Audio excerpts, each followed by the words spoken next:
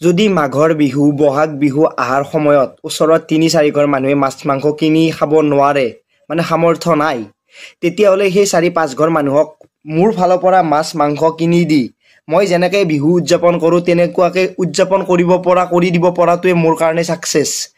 বহুত বেছি টকা পইচা মোৰ কাৰণে বহুত বেছি ইম্পৰ্টেণ্ট নহয়।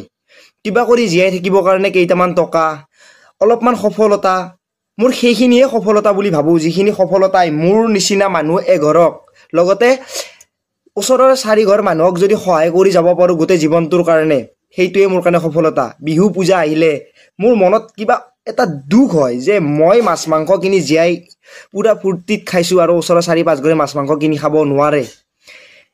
এনেকুৱা এটা জীৱন মোক নালাগে। মোক সিমানখিনি সফলতা লাগে যিখিনি সফলতাই মোৰ নিচিনা ৪-৫ ঘৰ মানুহক কিবা এটা সহায় কৰিব পাৰিলে, কিবা এটা মানুহৰ মনত হাঁহি আনিব পাৰিলে মোৰ কাৰণে সেইখিনিয়ে সফলতা। আপোনালোকে আপোনালোকৰ মতামত কমেণ্টত জনাব একেবাৰে নাপাহৰিব।